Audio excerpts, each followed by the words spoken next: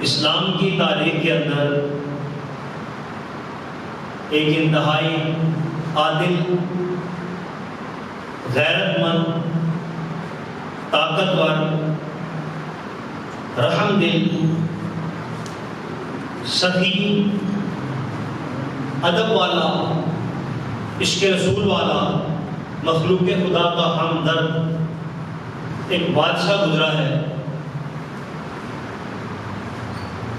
مسلمانوں کی تاریخ کے اندر اس کو آج بھی یاد کیا جاتا ہے، سلطان محمود غزنوی۔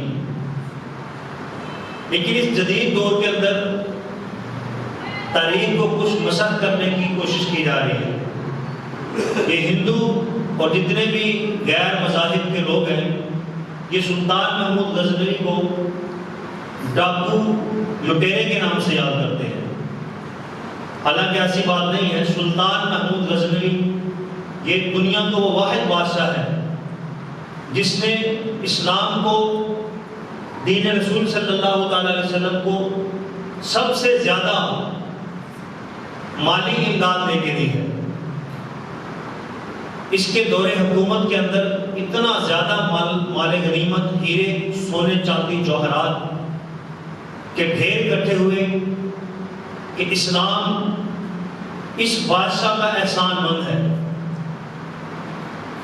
اسی وجہ سے زیادہ مال غنیمت ان لوگوں سے چھیننے کی وجہ سے ہندو اس کو لٹیرا یا ڈاکو کہتے ہیں، لیکن سلطان محمود غزنوی حقیقت کے اندر ایک عاشق رسول، عادل، انصاف پسند اور ہمدرد اور رحم دل بادشاہ تھا، اور بہت سخی طاقتور بادشاہ تھا جس نے اسلامی حدودوں کو فتح کیا، دین کے جھنڈے گاڑے اور بتوں کے ماننے والوں کو شکست فاس دی۔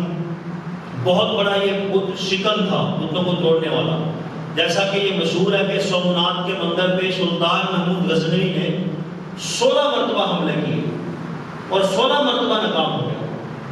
اس کی وجہ یہ تھی کہ سومناتھ 3000 سال پرانا مندر تھا، بہت بڑا مندر تھا یہ، جتنا یہ نیچے تھا اتنا یہ اوپر تھا، اور اس کا ارد گرد چاروں طرف سونے اور چاندی کے بت رکھے ہوئے تھے۔ اس کے مین دروازے کے اوپر گھنٹی بجانے کے لیے جو سنگل لٹکی ہوئی تھی اس کا وزن 200 من تھا، اور وہ 200 من کی سنگل ساری کی ساری سونے کی بنی ہوئی تھی۔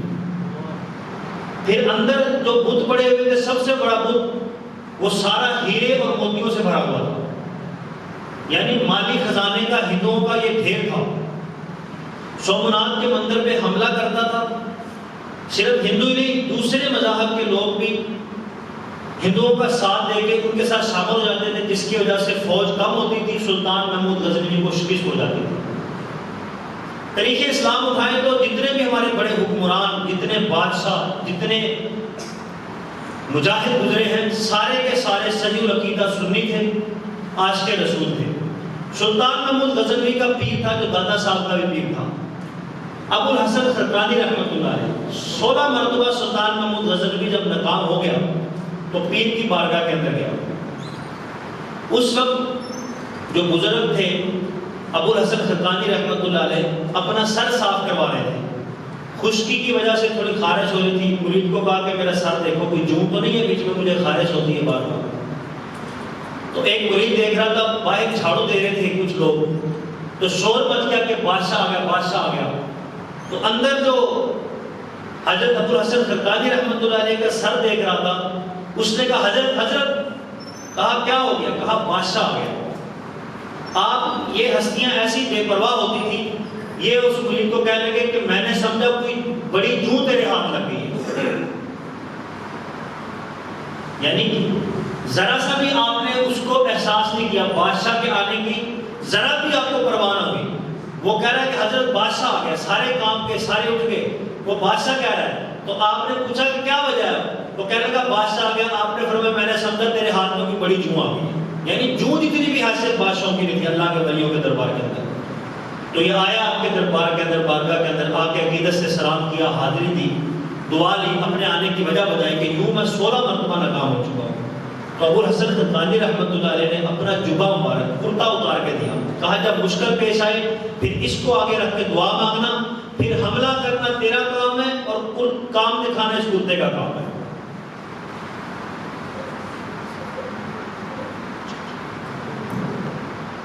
سلطان محمود غزنوی 17ویں مرتبہ بہت بڑا لشکر جلال لے کے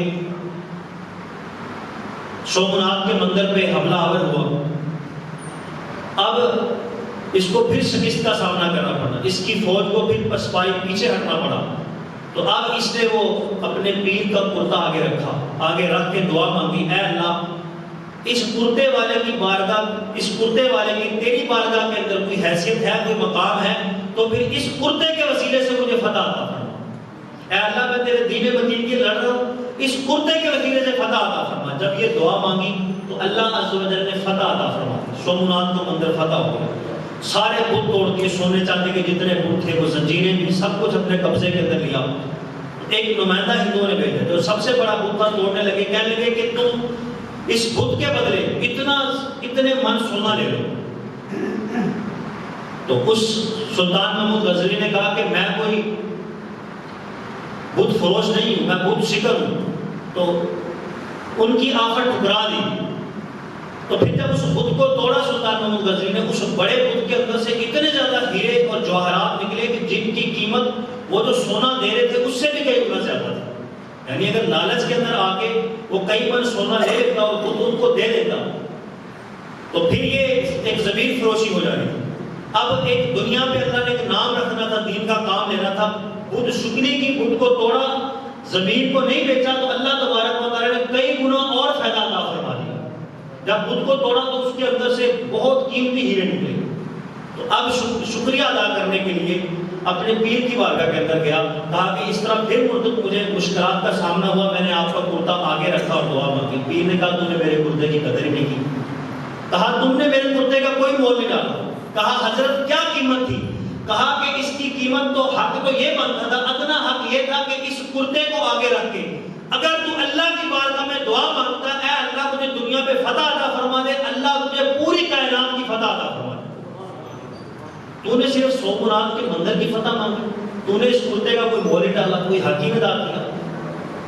تو سلطان محمود غزنوی شرمندہ ہوا۔ یعنی اللہ والوں کے تبرک کے اندر اللہ نے اتنی برکت رکھی ہے کہ ان کے وسیلے سے اگر بندہ دنیا فتح کرنے کی بھی دعا مانگے، اللہ ساری کائنات کو فتح عطا فرما۔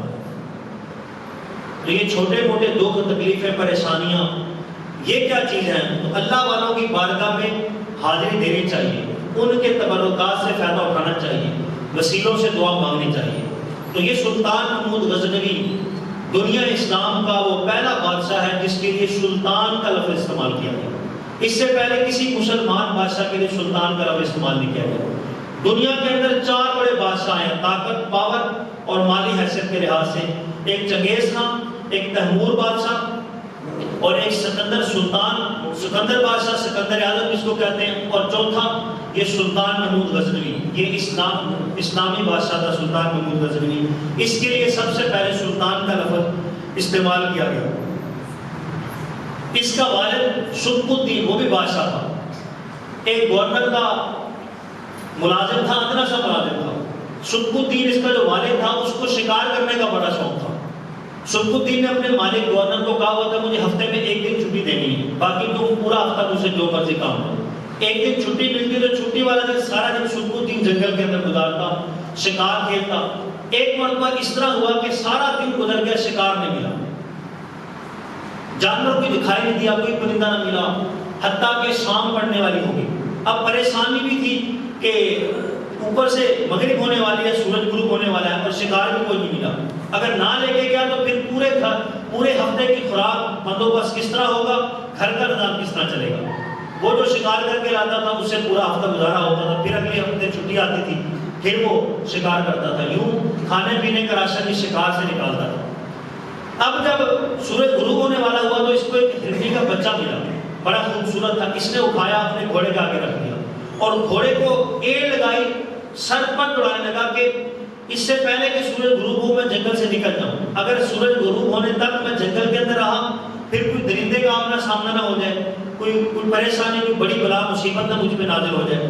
تو رات پڑنے سے پہلے جنگل سے نکلنا چاہتا تھا۔ اس نے بہت تیز گھوڑا دوڑایا، حتیٰ کہ اس کو پیاس لگی، اس کے گھوڑے کو پیاس لگی، اس نے کوئی پرواہ نہ کی، بس ایڑ لگاتا رہا، گھوڑا دوڑاتا رہا، یہاں تک کہ سورج غروب ہونے سے پہلے جنگل سے باہر نکل گیا، شہر کے کنارے آ کے گھوڑا روکا۔ تو جب گھوڑا روک کے نیچے اترا سانس لینے کے لیے، پیچھے دیکھا کہ ایک ہرنی بھی کھڑی تھی۔ وہ بیچاری ہرنی، جو اس ہرنی کے بچے کی ماں تھی، وہ اپنے بچے کے پیچھے دوڑتی ہوئی اس کے پاس آ گئی۔ ایک مرتبہ اس نے دل کے لالچ کی آنکھ سے دیکھا، کہا کہ واہ، شکار ایک کیا تھا، دوسرا مفت میں ہی آ گیا۔ لیکن تھوڑی سی جب ہمدردی پیدا ہوئی دل کے اندر، جب اس نے اس ہرنی کی نظر کو دیکھا، وہ ترسائی ہوئی نظریں، جس طرح اسے کوئی سوال کر رہی ہو، پھر اس کے دل کے اندر ایک رحم والی نظر پیدا ہوئی۔ اس نے کہا لگتا ہے یہ ہرنی مجھ سے کچھ مانگ رہی ہے، یہ ماں اپنا بچہ واپس لینے کے لیے آئی ہے۔ کچھ دیر سوچتا رہا کہ ایک تو دو شکاریں لے جاؤں، پھر رحم نے دل کے اوپر ڈیرا ڈالا، دل کے اندر رحم پیدا ہوا، تو اس نے کہا کہ چلو یہ بچہ، یہ ماں لینے آئی ہے، واپس کر دیتا ہوں۔ بچے کے اوپر ہاتھ پھیرا اور ہرنی کو واپس دے دیا۔ ہرنی نے پہلے اپنے بچے کو چاٹا، اچھی طرح چاٹا، اپنے ساتھ چمٹایا اور لے کے چلنے لگے جنگل کی طرف۔ تھوڑی آگے جا کے پھر وہ اس نے سکھ الدین کی طرف دیکھا، ایک عجیب نظر سے دیکھا۔ وہ کہتا ہے میرے دل یوں پیوست ہو گیا، سکھ الدین کہتا ہے۔ پھر اس نے آسمان کی طرف دیکھا، جس طرح میری طرف دیکھ کے مجھے کوئی دعا دے رہی ہو۔ پھر وہ جنگل کے اندر چلی گئی۔ کہا زندگی کے اندر پہلی مرتبہ ایسا سکون ملا تھا جو پوری زندگی میں کبھی اتنا سکون نہیں ملا تھا۔ سکون کی نیند جا کے خالی ہاتھ شکار سے جب جا کے رات کو سویا سکون دی، تو رات خواب کے اندر آقا صلی اللہ علیہ وسلم کی زیارت نصیب ہوئی۔ سبحان اللہ، سبحان اللہ۔ تو رو پڑا، آنکھوں سے آنسو نکل آئے، یا رسول اللہ صلی اللہ علیہ وسلم آپ نے کرم فرمائی۔ کہا عرش کے رحمان کو، رب کو تجھ پہ پیار بڑھایا، تو نے اتنی رحم دلی کا مظاہرہ کیا، جانور کے ساتھ تو نے اتنا رحم دلی کا مظاہرہ کیا، اللہ کو تیری یہ ادا پسند ہے، جا اللہ تعالیٰ نے تجھے بادشاہی عطا فرماؤ۔ سکوت کہنے لگا یا رسول اللہ صلی اللہ علیہ وسلم میں خطرہ سا غلام، مجھے کہاں بادشاہی مل سکتی ہے؟ حضور نے فرمایا بس تو یہ بتا، جس طرح تو نے جانور کے بچے کے ساتھ رحم کیا ہے، اگر تجھے بادشاہی مل جائے تو کیا تو مخلوق خدا کے ساتھ اس طرح رحم کرے گا؟ کہا ہاں یا رسول اللہ کروں گا۔ پھر جب صبح اٹھا تو دن بدل گئے۔ وہ جس کا ملازم تھا گورنر، اس نے بغاوت کی، اس نے سامانی حکومت کے خلاف علیحدہ حکومت بنائی، پھر وہ بادشاہ بنا، اپنی بیٹی کی شادی سلک الدین کے ساتھ ہوئی۔ پھر جب وہ مرا بادشاہ تو پھر سلک الدین کو ساری حکومت مل گئی۔ وہ سامانی حکومت، افغانستان کی ساری حکومت، ایران کی ساری حکومت اور پاکستان کے کچھ علاقے، یہ ساری سامانی حکومت کے تحت آتے تھے۔ سلک الدین جو بادشاہ تھا، اب سلک الدین کے ہاں جو پیدا ہوا وہ تو سلطان محمود غزنوی۔ یہ سلطان محمود غزنوی افغانستان کا علاقہ غزنہ، وہاں پہ یہ رہنے والا تھا، وہاں یہ پیدا ہوا۔ باپ سے بادشاہت منتقل ہوئی، سلطان محمود غزنوی کے پاس آئی۔ 6 سال کا تھا جب بادشاہ اس کا باپ بنا تھا، تو بادشاہ باپ کے ساتھ رہ کے تجربہ حاصل کر کے پھر دنیا کا طاقت ترین یہ بادشاہ تھا، اور اسلام کا یہ پہلا بادشاہ تھا جس کے لیے سلطان کا لفظ استعمال کیا گیا۔ اس نے اپنی زندگی کے اندر وہ 1000 سال آج سے پہلے، وہ داتا صاحب کا دور تھا، سلطان محمود غزنوی کے بنائے ہوئے مدرسے کے اندر داتا صاحب تعلیم حاصل کر رہے تھے۔ تو پہلا حملہ یہ افغانستان سے نکلا، پشاور پہنچا، پشاور سے نکلا یہ یہاں لاہور آیا، اور جے پال راجہ جو تھا لاہور کا گورنر، اس کے پاس 15,000 فوج تھی اور بڑے طاقتور ترین جانور ہتھیار تھے، ہاتھی تھے، اور اس کے پاس صرف 1000 فوج تھی۔ کمزور ترین تھا سلطان محمود غزنوی اسلحے کے لحاظ سے، طاقت کے لحاظ سے۔ اب جے پال کا مقابلہ کیا، یوں لاہور کو فتح کیا، اور جو پھر اس کا جو خاص وزیر تھا، جو اس کا خاص مشیر تھا، جس کو ایاز کہا جاتا ہے، ایک ہی صف میں کھڑے ہو گئے محمود و ایاز، نہ کوئی بندہ رہا نہ کوئی بندہ نواز۔ یہ مشہور شعر یہ ان دونوں کے بارے میں ہے۔ یہ بڑا وفادار اس کا وزیر تھا۔ تو یہ ایاز وزیر کے چند واقعات ہیں۔ یہ بہت دیر کے ساتھ اس کی حکومت کے اندر شامل ہو، بہت جلدی اپنا مقام بنا لیا، دوسرے وزیروں سے آگے نکل گیا اور بادشاہ کا قرب حاصل کر گیا۔ جو ساتھ والے وزیر مشیر تھے وہ چڑھتے تھے، وہ کہتے تھے اس کے اندر کیا کمال ہے، کیا خوبی ہے، بادشاہ اس کو زیادہ وقت دیتا ہے، یہ اتنا قریب ہو گیا، ہم پیچھے رہ گئے، وہ حسد کرتے تھے۔ تو بادشاہ نے کئی مرتبہ اپنے دوسری کابینہ کو، وزیروں کو دکھانے کے لیے، مشیروں کو دکھانے کے لیے اس کے ذہانات کے واقعات سامنے لاتا تھا۔ ایک مرتبہ بادشاہ نے سارے وزیروں کو بلایا اور کہا کہ یہ موتی ہیں، موتی اندر سے منگوائے خزانے سے اور سامنے تالاب کا تالاب کے اندر پھینک دی. کہا کہ یہ موتی مجھے نکال کے لا کے دکھانے ہیں, کپڑے بھی نہیں گیلے ہونے چاہیے, کپڑے نہیں گیلے ہونے چاہیے اور موتی نکال کے دکھانے ہیں. سب نے انکار کر دیا, کہا بادشاہ سلامت یہ کس طرح ہو سکتا ہے, کپڑے گیلے نہ موتی نکال دیں. اب جو یہ ایاز تھا اس نے تالاب کے اندر چھلانگ لگائی اور موتی نکال کے لے گیا. بادشاہ نے کہا میں نے کہا نہیں تھا کہ کپڑے نہیں گیلے ہونے چاہیے. کہا کہ بادشاہ سلامت آپ کے دو حکم تھے کہ ایک موتی نکال کے لاؤ اور دوسرا حکم یہ تھا کہ نکالنے کپڑے نہیں گیلے ہونے چاہیے. تو کہا کہ یہ وہ لوگ ہیں جنہوں نے دونوں حکم آپ کے لیے مانے. میں نے کہا کم از کم چلو دونوں پہ عمل نہیں ہو سکتا, ایک پہ تو عمل کر کے دکھا دو. کہا کہ وہ جس پہ عمل کیا وہ میری اطاعت قبول کر لیں اور جو کپڑے گیلے ہوں گے اس کی مجھے معافی دے دیں. تو اس وجہ سے اس کی ذہانت اور فطانت کی وجہ سے سلطان محمود غزنوی نے اس کو اپنے قریب ترین کیا ہوا تھا. ایک اور اس کا بڑا دلچسپ واقعہ ہے. اس نے کہا کہ اگر تم دیکھنا چاہتے ہو کہ میں نے اس کو کیوں اپنے قریب کیا ہے, تو سلطان محمود غزنوی نے کل وزیروں کو کہا کہ جب دربار لگے گا تو سارے ایک ایک انڈا لے کے آنا. تو سارے وزیر, بڑا ایک لطیفے والا واقعہ ہے, بڑے سارے انڈا لے کے آگے وزیر جتنے بھی تھے. اب اس کو نہیں پتا تھا ایاز کو, ایاز بھی آیا لیکن یہ خالی ہاتھ تھا. محمود غزنوی نے ایک آرڈر جاری کیا, اس نے کہا کہ جو اس وقت فوراً انڈا دے گا وہ بچ جائے گا, جو اس وقت انڈا نہیں نکال سکے گا اس کا سر قلم کر دو. اب کیونکہ لوگوں نے پہلے انڈے چھپائے ہوئے تھے وزیروں نے, انہوں نے اپنی جیب سے انڈا نکالا سامنے بادشاہ کے رکھ دیا. اب ایاز کے پاس پوچھ رہے تھے, اس کے ہاتھ خالی تھے, اس کو پتا بھی نہیں تھا کہ بادشاہ نے حکم دیا. یعنی اس کا ذہن چیک کرے کتنا ذہین ترین تھا. سارے وزیروں مشیروں کو خود کہا تھا کہ انڈے لے کے آ گئے. اب جب لے آئے تو ایاز کو نہیں پتا تھا, ایاز خالی ہاتھ آ گیا اور دربار کے اندر پھر آرڈر جاری ہو گیا کہ جو انڈا نکالنے کا نہیں تو اس کا سر قلم کر دیا جائے گا. سب نے انڈے نکال کے دکھا دیے, ایاز کے پاس انڈا نہیں نکلا.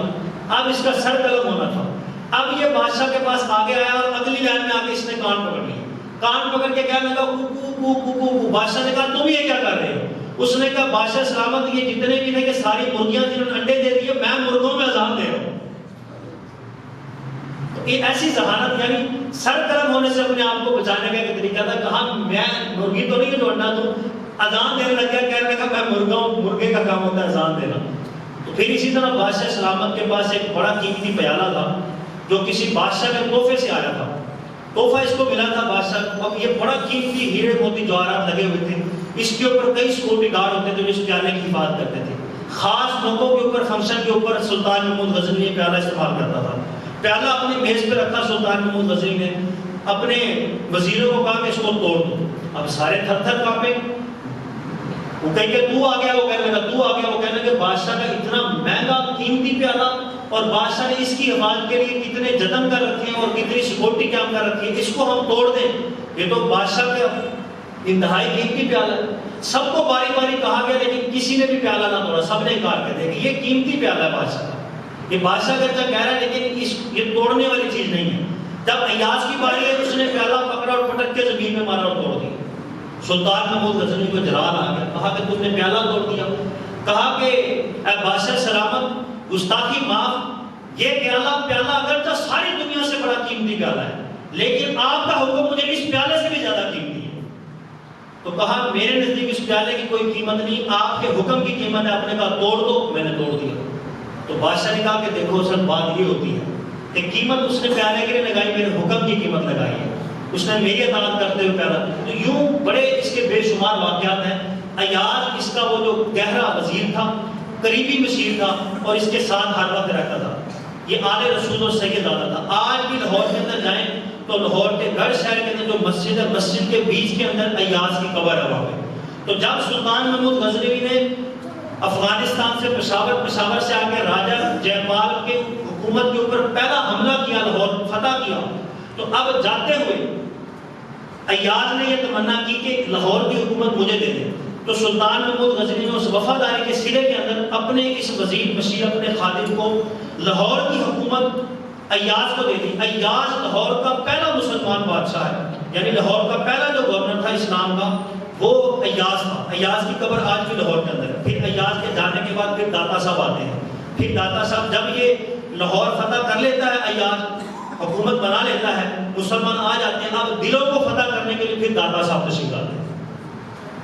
یوں سلطان محمود غزنوی اسلام کا بڑا طاقتور ترین اور بڑا ذہین ترین بادشاہ ہے. سلطان محمود غزنوی کے دور کے اندر چوریاں بہت زیادہ ہونے لگی. بڑا عادل اور بڑا حقیقت پسند انصاف پسند بادشاہ تھا. آئے روز کہیں بادشاہ سلامت وہاں چوری ہوگی, کہیں وہاں ڈاکہ ہو گیا. اب یہ بڑا پریشان ہوا, اپنے ایجنسیاں, اس نے سیکورٹی, فوج, پولیس ہر ایک کو لگا دیا, لیکن چور نہیں پکڑے جاتے. چور بھی انتہا کے بلا کے باہر تھے, چوری کرتے تھے, اپنا سراغ نہیں پیچھے چھوڑتے تھے. قدموں کے نشان ملتے تھے کہ 5-6 چوروں کا ایک گروپ ہے, یہ 4-5 بندے ہیں, یہ چوری کرتے ہیں, نام و نشان نہیں چھوڑتے.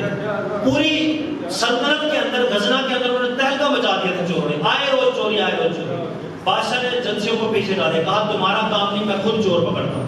بادشاہ سلامت نکلا, اپنا شاہی لباس اتارا اور چوروں والا لباس کھا لیا.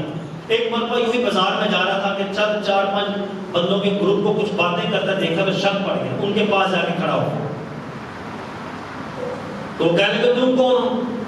بادشاہ کہنے لگا جو کام تمہارا ہے وہی کام میرا ہے. وہ سمجھ گیا تھا کہ یہی چور ہے.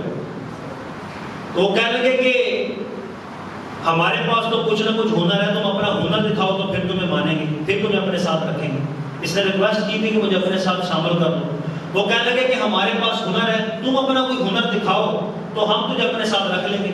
بادشاہ نے کہا پہلے تم مجھے اپنا ہنر بتاؤ, تمہارے پاس کیا کمال ہے, کیا ہنر ہے کہ تم چوری کرتے ہو پتہ نہیں لگنے دیتے. اپنا ہنر مجھے بتاؤ, پھر میں بھی اپنا ہنر بتاتا ہوں. مولانا روم رحمۃ اللہ علیہ نے یہ اپنی مثنوی شریف کے ذریعے حکایت لکھی ہے.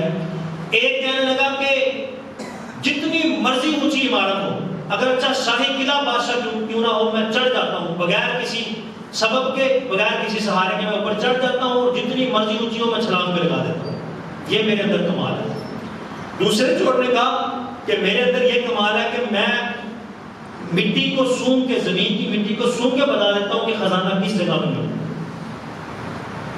تیسرے چور نے کہا میرے ہاتھ کے اندر ایسی طاقت ہے, میں بغیر کسی ہتھیار کے اس طرح میں سلوک لگاتا ہوں کہ وہاں سے جگہ خالی کر کے آسانی کے ساتھ ہم خزانہ نکال لیتے ہیں. یعنی اس کے ہاتھ کے اندر ایسا ہنر تھا, ایسا کمال تھا, ایسا تجربہ تھا اس کو کہ اتنی طاقت تھی کہ وہ ہر چیز توڑ کے اس کے اندر سے وہ چیز خزانہ نکال لیتا تھا. چوتھے نے کہا کہ میرے اندر یہ کمال ہے کہ رات کو کتا جو بھی بھونک رہا ہو تو میں کتے کی بولی پہچان جاتا ہوں کہ کتا اس وقت کیا کہہ رہا ہے, کیونکہ جب جانور رات کو نکلتے ہیں کتے بھونکتے ہیں. ایک نے کہا کہ میرے اندر یہ کمال ہے کہ رات کو چاہے کوئی کتنا بھی اپنا چہرہ چھپائے ہوئے ہو, نقاب کے اندر ہو, رات کے اندھیرے کے اندر ہو, جس کو میں رات کے اندھیرے میں دیکھ لیتا ہوں اس کو میں دن کے اندر بآسانی پہچان لیتا ہوں. ہر ڈاکو نے اپنا اپنا کمال بتایا. اب سلطان محمود غزنوی کو کہا اب تم اپنا کمال بتاؤ, اگر ہمارے ساتھ کام کرنا چاہتے ہو تو اپنا کمال بتاؤ. تو سلطان محمود غزنوی نے کہا کہ میری داڑھی کے اندر یہ کمال ہے کہ جب میں داڑھی ہلاتا ہوں تو سزائے موت کے مجرم کو بادشاہ جو ہے وہ پھانسی منسوخ کر دیتا ہے, اس کو چھوڑ دیتا ہے, یعنی پھانسی سے بچا لیتا ہوں. میری داڑھی کے اندر یہ کمال ہے, جب میری داڑھی ہلتی ہے تو جو سزائے یافتہ مجرم ہوتا ہے وہ پھانسی سے بچ جاتا ہے. انہوں نے کہا یہ تو بڑا کمال کا بندہ ہے, اس کو ساتھ رکھیں, اگر کسی وقت پکڑے بھی گئے, پھانسی ہو بھی گئی تو یہ داڑھی ہلائے گا, آپ سب کو بچوا دے. اس کے ساتھ پھر ایک نے کہا کہ کیوں نہ پھر آج بادشاہ کے دربار کے اندر ڈاکہ مارا جائے, اگر پکڑے بھی گئے, پھانسی ہو گئی تو ایک نیا بندہ ساتھ ہے ہمارے, یہ اپنی داڑھی ہلائے گا, ہمیں بچوا لے گا. اب سب نے وہ بادشاہ کے دربار کے اندر چوری کرنے کے نکلے, رات کا اندھیرا تھا, کتے بھونکنے لگے. وہ جس کو یہ کمال حاصل تھا کہ کتے کی بولی پہچان لیتا تھا, وہ ساتھ والا کہنے لگے بتا کتا کیا کہہ رہا ہے. وہ کہنے لگے کتا بھونکتے ہوئے یہ کہہ رہا ہے کہ اس وقت بادشاہ تمہارے آس پاس ہے, لہذا دھیان سے. کہنے لگے یار چوری کا ارادہ منتقل منسوخ کر دیتے ہیں کیونکہ بادشاہ کہیں آس پاس ہی ہے. انہیں کیا پتا بادشاہ ہمارے ساتھ ہی ہے, بادشاہ آس پاس ہے. انہوں نے کہا کوئی بات نہیں, کمال کے وہ چور تھے, یہ بھی پرواہ نہیں کہ بادشاہ آس پاس ہے, وہ چوری کرنے کے لیے. ایک نے مٹی سونگی, انہوں نے کہا خزانہ یہاں ہے. تیسرے نے وہ اپنے ہاتھ کا کمال دکھایا, سارا خزانہ نکال دیا. بادشاہ تھا بیچ میں, سلطان محمود غزنوی نے کہنے لگا کہ تم نے بادشاہ کے دربار میں چوری کی ہے, ابھی اس طرح کرو, رات کا وقت ہے, صبح ہونے والی ہے, خزانہ یہیں چھپا دو, پھر چند دن بعد آ کے خزانہ نکال دیں گے. کہیں ایسا نہ ہو کہ بادشاہ کی صبح فوجیں, ایجنسیاں, پولیس نکلے گی, ہر جگہ کسی سے کوئی سراغ نکلا اور ہم پکڑے گئے, لہٰذا ابھی زمین کے اندر رہنے دو. اور اس طرح کرو, اپنا اپنا پتہ لکھوا دو, پھر جب ایک پتے پہ اکٹھے ہو جائیں گے سب, پھر ہم آگے چند دنوں کے بعد جب یہ معاملہ ٹل جائے گا پھر خزانہ نکالیں. ان سب نے وہ اپنے نئے ساتھی کو, سلطان محمود غزنوی کو, اپنا پتہ لکھوا دیا. جب صبح دربار لگا, سلطان محمود غزنوی کہا کہ یہ فلاں فلاں چور ہیں, اس طرح شاہی دربار کے اندر چوری ہوئی ہے, یہ ان کے پتے کو پکڑ کے لاؤ, فلاں جگہ خزانہ ہے وہ بھی لے کے آؤ. قاضی کے دربار کے اندر کیس چلا تو یہ سارے پکڑے گئے, ساری چوری برآمد ہو گئی، یہ مان گئے. تو پریشانی یہ تھی کہ ہم چاہ رہے ہیں ہمارا پانچواں ساتھی کدھر ہے، وہ پانچواں کدھر گیا. تو جب ان کو سزائے موت ہوگی، جب آخری دن آیا تو بادشاہ سلامت نے کہا تھا کہ ان کو سزائے موت دینے سے پہلے میری بارگاہ میں پیش کرنا ہے. تو جب وہ ان کا دن آیا پھانسی والا، تو اب بادشاہ کے سامنے پیش کیا. وہ جس کو یہ کمال آ کر جس کی آنکھ کو کہ وہ اس کی آنکھ ایسی عارف تھی ہر ایک کو پہچان لیتی جس کو وہ رات کو دیکھتے. کہنے لگا یہ پانچواں ساتھی تو یہی ہمارا ہے. کہنے لگا کہ اب تم اپنا کمال دکھاؤ. ہم نے تو اپنا کمال دکھایا، لیکن ہمارے ہنروں نے ہمارے تجربے نے ہمیں پھنسوا دیا. اب تیرا جو ہنر ہے تو اپنی داڑھی ہلا اور ہمیں پھانسی سے بچوا دو، اپنا کمال دکھاؤ. اب وہ بادشاہ سلامت ان کو کہنے لگا کہ میں وقت کا بادشاہ ہوں، لیکن یہ جو تمہارا ساتھی ہے اس کی بریک بینی کی وجہ سے میں تم سب کو چھوڑ رہا ہوں. لیکن یہ دیکھو تمہارے کمال نے تم سب کو پھنسوا دیا. مولانا روم رحمۃ اللہ علیہ نے یہ مثنوی لکھی. اس کا لکھنے کا مقصد یہ تھا کہ ہر بندہ اپنے اپنے ہنر پہ ناز کرتا ہے. تو دنیا کے اندر ہم اپنے ہنر پہ، اپنے تجربے پہ ناز کرتے ہیں، بڑا فخر کرتے ہیں، تکبر کرتے ہیں. یہ ہنر قیامت والے ہمیں پھنسوا دے گا. تو مولانا روم نے لکھا ہے کہ پھر کوئی تمہارے پاس ایسا داڑھی والا، یعنی کہ اللہ کا نیک بندہ بھی ہونا چاہیے کہ جو کل قیامت والے اپنی داڑھی ہلائے اور پھر تم سب کو بچوا لے جائے. تو عام جب بندوں کے ساتھ معاملات کرتے ہو تو ہر بندے کو اہمیت دو، اس کے ساتھ اچھا سلوک کرو. کیوں نہ عام بندوں کے اندر بھی کوئی ایسا ہوتا ہے جس کی داڑھی ہلنے سے کام بن جاتا ہے. تو کل قیامت والے لیے ایسے بندے بھی ہوں گے جو اپنی داڑھی ہلائیں گے، دوسروں کو بچوا دیں گے. تو یہ مولانا روم رحمۃ اللہ نے حکایت لکھی جو سلطان محمود غزنوی کی، یہ بڑی دلچسپ یہ حکایت تھی. اسی طرح ابو نور رحمۃ اللہ علیہ نے ایک واقعہ لکھا کہ سلطان محمود غزنوی کے دور کے اندر ایک مسافر آ گیا. اس نے کہا کہ میں سفر پہ جا رہا تھا، میرے پاس اشرفیوں کی تھیلی تھی اور میں نے وہ قاضی کے پاس جمع کرا دی کہ میں کہیں سفر کے اندر جاؤں اور پیچھے سے میرے گھر میں چوری نہ ہو جائے تو میں جج کے پاس عدالت میں جمع کروا دیتا ہوں. قاضی کے پاس جمع کر جب میں واپس آیا تو جب میں نے اپنی تھیلی کھولی تو وہ سونے کے سکے نہیں تھے، وہ سارے کھوٹے سکے تھے. اب میں نے قاضی کو کہا یہ کیا میرے سکے بدل گئے؟ قاضی کہنے لگا کہ یہ تو مجھ پہ الزام لگا رہا ہے، جس طرح تم نے مجھے امانت پکڑائی تھی اسی طرح دیکھ، کہیں سے پھٹی ہے، کہیں سے کھلی ہے، کہیں سے کوئی سلائی ہلی ہے، کوئی دھاگا ادھر ادھر ہوا ہے. بادشاہ سلامت میں مسافر تھا، میری ساری زندگی کی جمع پونجی تھی، یہ میری اشرفیوں کی تھیلی کے اندر سے کھوٹے سکے نکلے ہیں. لیکن حیرت کی بات یہ ہے کہ نہ تھیلی کہیں سے پھٹی ہے اور نہ ہی کہیں سے کٹی ہے، وہی ساری سلائی اس کے اوپر لگی ہوئی ہے. یہ سمجھ نہیں آتی لیکن اس کے اندر جو میرا اصل مال تھا وہ نہیں ہے، کھوٹے سکے. اب بڑا سوال ہوا ہے لیکن پتہ نہ چلا. بادشاہ سلامت نے ایک اعلان کیا، کہا کہ میں 3 دن کے لیے باہر جا رہا ہوں.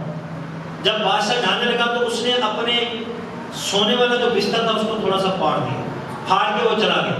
جب اندر خادم آئے تو انہوں نے پیچھے سے بادشاہ کا بستر پھٹا ہوا دیکھا. اب ہلچل مل گئی پورے دربار کے اندر کہ بادشاہ کا بستر کسی نے پھاڑ دیا ہے.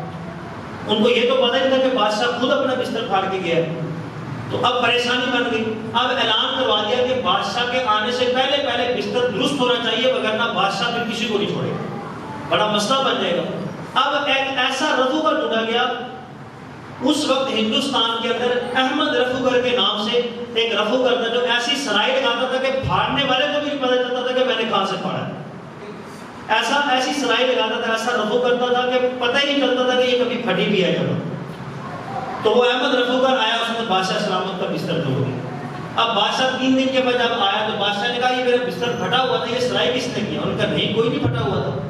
بادشاہ نے کہا میں نے خود پھاڑا تھا، تم کس طرح کہتے نہیں پھٹا ہوا تھا؟ اب ان کو پتا چلا کہ بادشاہ نے خود پھاڑا تھا. انہوں نے کہا پھر آپ نے کیوں پھاڑا تھا؟ کہا کہ بس اسی لیے تو پھاڑا تھا، یہ پوچھنے کے لیے کہ سلائی کس نے کی ہے. اب وہ جو سلائی ہوا تو بادشاہ کو خود نہیں پتا چل رہا تھا کہ میں نے اپنا بستر کس جگہ سے پھاڑا. ایسا اس نے کمال مہارت کے ساتھ سلائی لگائی تھی. اب وہ احمد رفوگر کو بلا لیا، کہا کہ بستر تم نے سلائی کیا؟ اس نے کہا ہاں یہ آپ کے ملازم میرے پاس آئے تھے، مجھے یہ پیسے دیے تھے تو میں کیا کرتا ہے، انہوں نے مجھے کہا تھا میں نے آپ کا بستر سلائی کر دیا.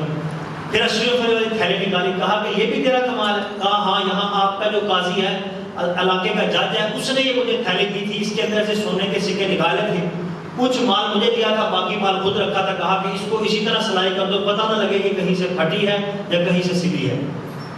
اب وہ قاضی کو بلایا گیا. اب وہ بڑا قاضی آیا. بادشاہ سلامت نے کہا کہ اب تم اکیلے کے اندر ہو، مجھے بتاؤ کیا اس کے اندر کھوٹے سکے تم نے ڈالے ہیں، اصلی سکے تم نے نکالے؟ وہ کہنے لگا نہیں بادشاہ سلامت، مجھے اتنی عمر ہو گئی ہے، میں ضعیف ہو گیا ہوں، میں نے کبھی سوچا بھی نہیں، میرا نام ہے اتنا، تو نہیں مانا۔ پھر بادشاہ نے کل دربار لگوایا، پھر احمد رفوگر کو بلوایا، تو اب بادشاہ سلامت نے قائد سے پوچھا بتاؤ یہ اشرف والی تھیلی تم نے پھاڑی ہے؟ جب احمد رفوگر سامنے آیا، اب تو پتہ چل گیا تھا کہ گواہ سامنے آ گیا، اب بادشاہ کے وہ جو قاضی تھا اس کے الفاظ ٹوٹ رہے تھے، اب اس سے بولا نہیں جاتا تھا، اس کی ٹانگیں کانپ رہی تھی اور ساری دنیا یہ منظر دیکھ رہی تھی۔ اب قاضی کی گردن نیچے جھک گئی، ہر کوئی سمجھ گیا تھا کہ یہ واقعی قاضی نے بددیانتی کی ہے۔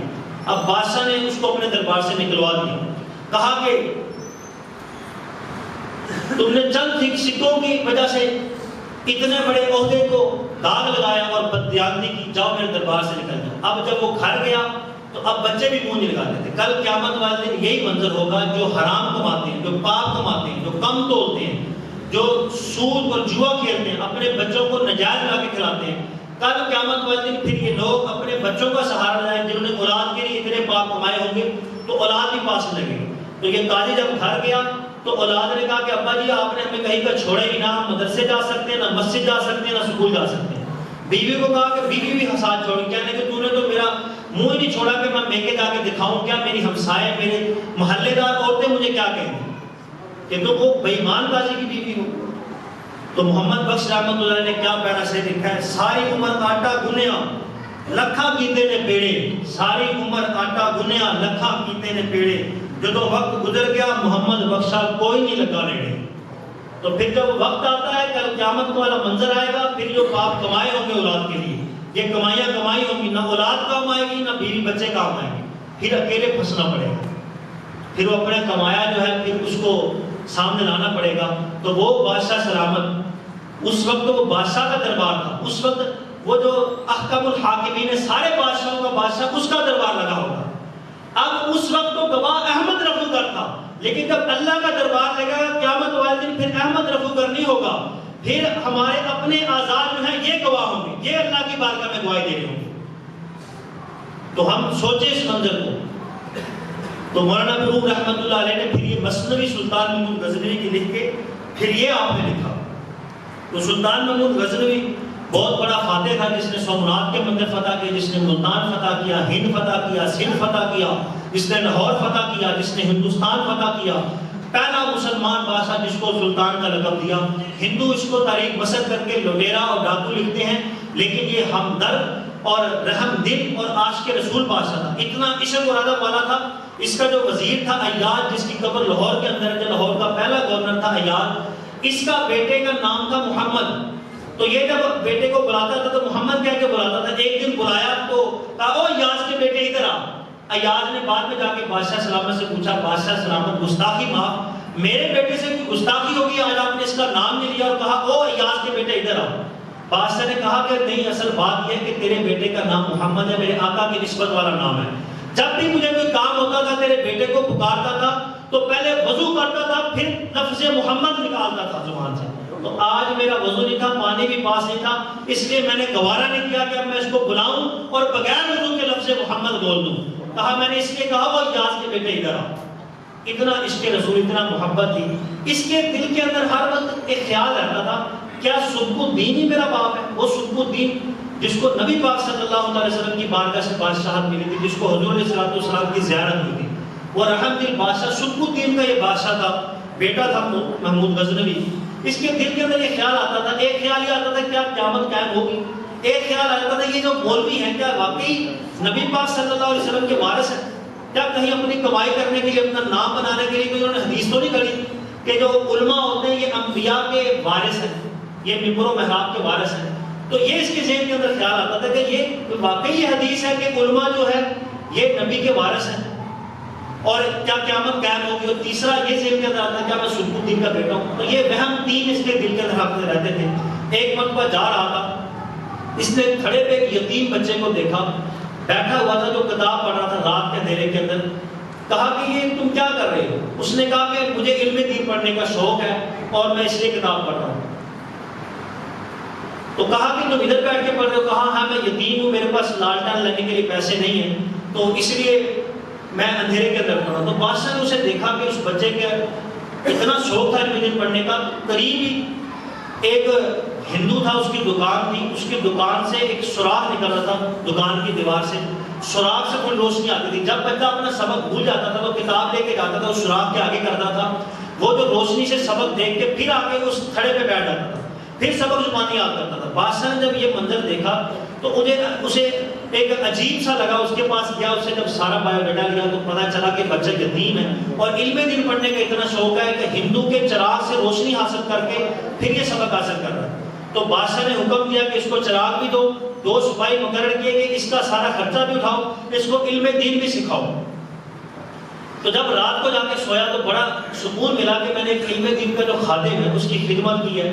بڑی سکون کی ٹھنڈی نیند آئی. جب رات کو سویا سلطان محمود غزنوی تو کیا آنکھیں بند ہوئی لیکن دل کی آنکھیں کھل گئی. نبی رحمت دو عالم صلی اللہ علیہ وسلم کی زیارت نصیب. حضور صلی اللہ کی زیارت ہوتی ہے. حضور فرماتے ہیں سبق الدین کے بیٹے, تو نے میرے دین کے وارث کی مدد کی خدمت کی ہے, جا کل قیامت والے دن میں تیری سفارش کروں. نبی پاک صلی اللہ علیہ وسلم کے ایک ہی جملے کے اندر تینوں جواب بھی مل گئے. یہ شک پڑتا تھا کہ میں سبق الدین کا بیٹا ہوں, یہ وہم آتا تھا کہ قیامت قائم ہوگی, اور یہ خیال آتا کہیں یہ حدیث جھوٹی تو نہیں, مولوی نے خود ہی تو نہیں گھڑ لی کہ نبی کے دین کے وارث یہ علماء کرام ہیں. تو نبی پاک صلی اللہ علیہ وسلم کس طرح بول رہے ہیں, خواب کے اندر فرما رہے ہیں او سبق الدین کے بیٹے, تو نے میرے وارث کی خدمت کی ہے, جا کل قیامت والے دن میں تیری سفارش کروں. پتہ چل گیا کل قیامت میں قیام ہوگی اور یہ دین پڑھنے والے ہیں, یہ نبی کے وارث ہیں اور ان کی خدمت کرنا بہت بڑا کمال ہے, اور اس خدمت کرنے سے قیامت والے دن آقا کریم علیہ السلام کی شفاعت کی حاصل ہوئی. عادل پسند, ہمدرد, انصاف پسند, سخی بادشاہ اور بڑا ہی عشق رسول والا نیک بادشاہ تھا جو مسلمانوں کا یہ بادشاہ گزرا ہے, جس نے بہت بڑے, جس نے یہ پاکستان کے علاقے فتح کیے, ہند, سندھ, ملتان, لاہور, ہندوستان, سومنات کے مندر, اور ایک بہت بڑے فاتح عظیم کی حیثیت سے آج بھی تاریخ کے اندر یہ گردانا جاتا ہے. ایک دن جب اس کا دربار لگتا تھا تو بڑے بڑے کتب, غوث, ولی, عالم دین, محدث, مفسر, بڑے بڑے وزیر, مشیر, ایجنسیوں کے لوگ اس کے دربار میں عام بیٹھے ہوتے تھے. اس نے خواہش ظاہر کی, بادشاہ نے کہا کہ آج میرا دل کرتا ہے کہ کوئی عالم ایسا ہو جو مجھے حضرت خضر علیہ السلام کی زیارت کروا دے. تو کوئی عالم ہی نہ بولا. ایک بڑا شخص, کمزور سا, غریب سا ہوتا, کہنے لگا بادشاہ سلامت اگر اجازت ہو تو میں آپ کو خضر علیہ السلام کی زیارت کروا دوں. خضر علیہ السلام حدیث پاک کے اندر آتا ہے یہ اللہ کے نبی ہے جو اس وقت بھی زندہ ہے.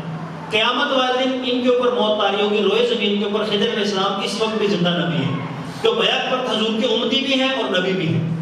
یہ اولیاء اللہ کی مدد کو پہنچتے ہیں. جس طرح ہم اولیاء اللہ سے اپنی مشکلیں حل کرتے ہیں, اولیاء کرام حضرت خضر علیہ السلام سے اپنے معاملات اور مشکلات حل کرواتے ہیں. تو حضرت خضر علیہ السلام وہ خوش قسمت بندے ہوتے ہیں جن کو خضر علیہ السلام کی زیارت ہوتی ہے. وہ بندے نے کہا کہ میں زیارت کروا دوں گا. کہا کیا طریقہ ہے؟ وہ بندہ کہنے لگا کہ آپ نے سمندر کے کنارے جا کے 6 مہینہ یہ وظیفہ پڑھنا ہے. وہ کہنے لگا تو جھلا ہو گیا کہ اگر میں وظیفہ جا کے سمندر کے کنارے پڑھوں گا تو پھر بادشاہ کون چلائے گا. وہ کہنے لگا اچھا آپ نہیں پڑھ سکتے تو پھر اس طرح کرے, ڈیوٹی مجھ خادم کی لگا دیں, وظیفہ میں پڑھ دیتا ہوں, 6 مہینوں کا راشن آپ میرے گھر کے اندر ڈال دیں. تو بادشاہ سلطان محمود غزنوی نے کہا کہ ٹھیک ہے, اس کی 6 مہینے کا راشن اس کے گھر پہنچاؤ, سارا خرچہ بھی پہنچاؤ, یہ میرا کام کرتا ہے, وظیفہ پڑھتا ہے. 6 مہینے گزر کے بادشاہ نے بلوایا, کہا کہ ہاں بھائی خضر علیہ السلام کی زیارت کرواؤ. وہ کہنے لگا بادشاہ سلامت ہو, یہ غلطی لگ گئی, علماء کرام سے پوچھ لو, اگر کوئی وظیفہ تھوڑا ٹیڑھا ہو جائے, زبر زیر اوپر نیچے ہو جائے تو وظیفہ الٹ ہو جاتا ہے, تو کوئی زیر آگے پیچھے ہو گئی, غلطی لگ گئی ہے, اس لیے وہ اب زیارت نہیں ہو سکتی. کہنے لگا اب پھر بادشاہ کہنے لگا اب کیا ہوگا؟ وہ کہنے لگا کہ اب دوبارہ وظیفہ کرنا پڑے گا. اب 6 مہینے کا مزید اس کے گھر کے اندر راشن ڈالا. اب وہ 6 مہینے پھر بیٹھا. اب اس نے کہاں زیارت کروانی تھی, وہ تو غریب سا تھا. اس نے کہا کہ چلو سال بھر کا راشن گھر اکٹھا ہو جائے گا, بچوں کی بھی موج لگ جائے گی, میری بھی موج لگی رہے گی, مفت کا کھانا 3 ٹائم مجھے بھی پہنچے گا, گھر بھی پہنچے گا. وہ ایک نوسر باز تھا جو پورا سال بادشاہ کو چکر دے کے جب اگلے 6 مہینے ختم ہوئے بادشاہ نے بلایا, کہا ہاں کرا زیارت. تو کہنے لگا بادشاہ سلامت سیدھی بات ہے, میں ماڑا بندہ ہوں, میرے گھر کا خرچہ نہیں چلتا تھا, نہ مجھے کوئی کام ملتا تھا, اور میں نے کہا کہ چلو اس چکر کے اندر ہی کچھ نہ کچھ کرتا ہوں. میں نے کوئی زیارت نہیں کروانی, میں نے تو گھر کا خرچہ نہیں چلتا, میں نے کہا آپ کو زیارت کروانی ہے, اب آپ کی مرضی ہے, مجھے چھوڑو یا مجھے سزا دو. اپنے وزیر سے پوچھا ہاں بھی بتا اس کے ساتھ کیا سلوک ہونا چاہیے, اس نے بادشاہ سلامت کو دھوکہ دیا. ایک وزیر کہنے لگا بادشاہ سلامت اس نے آپ کو دھوکہ دیا, بادشاہ کو دھوکہ دیا, اس کے ٹکڑے کر دینے چاہیے. اس کو ذبح کر کے اس کے ٹکڑے ٹکڑے کر دینے چاہیے. ایک بزرگ بیٹھا ہوا تھا بیچ میں, اس نے کہا بادشاہ سلامت اس وزیر نے بالکل صحیح کہا. پھر بادشاہ نے دوسرے وزیر سے پوچھا کہ تو بتا کیا کرنا چاہیے اس کے ساتھ, یہ جس نے مجھے دھوکہ دیا. دوسرے وزیر نے کہا کہ بادشاہ سلامت ٹکڑے کرنے والی سزا جو ہے یہ بہت تھوڑی ہے, یہ تو آسان موت مر جائے گا, اس کو کتوں کے آگے پھینکنا چاہیے تاکہ یہ سسک کے اس کی جان نکلے, کتے اس کی بوٹیاں نوچ نوچ کے کھائیں اور دیکھنے والوں کو پتہ چلے کہ بادشاہ سلامت کو کس طرح دھوکہ دیا جاتا ہے. وہ جو بزرگ بیٹھا ہوا تھا وہ کہنے لگا بادشاہ سلامت اس نے بالکل ٹھیک کہا. تیسرا تھا وہ ایاز جو اس کا خاص وزیر تھا, وفادار تھا. ایاز تم بتاؤ اس کے ساتھ کیا سلوک کرنا چاہیے. بادشاہ سلامت ہاتھ جوڑ کے کھڑا ہو گیا, میری مانے اس نے سال بھر کا راشن آپ کے خزانے سے کھایا, نہ ہی آپ کے وقار کے اندر کوئی کمی آئی ہے, نہ ہی خزانے کے اندر کوئی کمی آئی ہے. غریب کے بچے پل گئے, میرا مشورہ یہ ہے کہ اس کو معاف کر دیں. والکاظمین الغیظ والعافین عن الناس, غصہ پینے والوں معاف کرنے والوں کو اللہ پسند کرتا ہے اور اللہ نیکوکاروں میں اس کو شامل کر دیتا ہے. پھر ایاز نے قرآن پڑھ کے سنایا تو وہ جو بزرگ بیٹھا ہوا تھا اس نے کہا بادشاہ سلامت اس نے صحیح کہا ہے. بادشاہ نے کہا تو ادھر آ. وہ بزرگ کو اپنے پاس بلا لیا, کہا کہ یہ پہلے نے کہا کہ اس کو ذبح کر کے اس کے ٹکڑے بنا دو, تم نے کہا ٹھیک کہا ہے. دوسرے نے کہا کہ اس کو کتوں کے آگے ڈال دو, تم نے کہا یہ ٹھیک کہتا ہے. ایاز نے کہا اس کو معاف کر دو, تم نے کہا یہ ٹھیک کہتا ہے. تو ایک بولی تو بول, تو اس کو بھی ٹھیک کہتا ہے, اس کو بھی ٹھیک کہتا ہے, اس کو بھی ٹھیک کہتا ہے. وہ کہنے لگا بادشاہ سلامت اصل بات یہ ہے کہ تو نے پکڑ پکڑ کے جو وزیر بنائے ہوئے جس نے کہا کہ ٹکڑے کر کے اس کے ٹکڑے کر دو ذبح کر کے, اصل میں اس کا باپ جو ہے کسائی تھا. یہ اس کی اصل ہے. بندے کی اصل اس کی حرکات سے پتہ چلتا ہے, اس کی زبان سے, اس کی نسل, اس کے خاندان اور نسل کا پتہ چلتا ہے. تو نے کسائی کو پکڑ کے اپنی وزارت کے اندر ڈال دیا, تو پھر تیری حکومت کا یہ نظام کیا کرے گا کسائی. تو اس نے کہا کہ میں نے اس لحاظ سے کہا کہ یہ ٹھیک کہہ رہا ہے وزیر, اس کا باپ کسائی تھا, اس نے بات ہی یہ کرنی کہ اس کو ذبح کر ٹکڑے کر دو. کہا یہ جو دوسرے نے کہا کتوں کے آگے ڈال دو, کہا کہ اس کو بھی جو تو نے وزیر بنایا ہوا ہے یہ بھی تو نے اپنی حکومت اور رعایا کے ساتھ زیادتی کی ہے. اصل میں اس کا باپ امیروں کے وزیروں کے کتے نہلاتا تھا, آج بھی اس کے گھر کے اندر 5 کتے بندے ہوئے جو لڑائی کروانے والے کتوں کو پال رہے ہیں. تو اب اس کی گفتگو سے بھی اس کی اصل اور نسل خاندان کا پتہ چلتا ہے. یہ جو کہہ رہا کتوں کو آگے ڈال دو, اس کا خاندان کام ہی یہ کتے پالنے والا کرتا, اس نے یہ کہہ رہا تھا. کہا بادشاہ سلامت کو جو ایاز ہے, میں نے اس لیے کہا یہ صحیح کہہ رہا ہے کہ یہ آل رسول ہے, تو ان کا کام ہے معاف کرنے. انہوں نے کل بھی میدان کربلا کے اندر معاف کیا تھا, بادشاہ سلامت آج بھی یہ معافی کی اپیل کر رہے ہیں. تو بادشاہ سلامت اپنی سیٹ سے کھڑا ہو گیا. سلطان محمود غزنوی نے کہا ایاز تو نے 12 سال ہو گئے میری نوکری کی ہے, خدمت کی, تو نے مجھے بتایا نہیں تو آل رسول ہے. کل قیامت والے دن آقا کریم صلی اللہ علیہ وسلم نے مجھے پکڑ لیا, اے سلطان محمود تو میری آج سے نوکری کرواتا رہے تو میں کیا جواب دوں گا. تو اب وہ ایاز کہنے لگا کہ وہ بزرگ کو کہنے لگا جا بابا تو میرا کافی نہیں چھڑیا, میں نے 12 سال ہو گئے چھپایا ہوا تھا کہ کسی کو پتہ نہ چلے کہ میں سید ہوں آل رسول. یہاں تو لوگ جھوٹے اپنے ساتھ قریشی اور سید اور پتہ نہیں فلاں فلاں لگا لیتے ہیں, اصلی سید ہو کے اپنے آپ کو چھپایا ہوا ہے کسی کو پتہ نہ چلے. اب کہا کہ بابا تو نے مجھے ننگا کیا, میرا راز کھولا ہے, میں بھی تیرا راز کھول کے رہوں گا. بادشاہ کو بادشاہ سلامت یہ جو بابا ہے جس نے کہا کہ میں سید ہوں, یہ وہ بابا حضرت خضر علیہ السلام میں لوگ کر لو رج رج کے سارے جان. وہ ساری آیا, سارے وزیر وزیر کتب ولی جتنے بھی تھے, بادشاہ سلامت سب نے حضرت خضر علیہ السلام کی زیارت کی. تو یوں سلطان محمود غزنوی جو تھا یہ اسلام پسند عاشق رسول بادشاہ تھا. اللہ تعالیٰ کی بارگاہ میں دعا ہے جو ہم نے سنا, اللہ تعالیٰ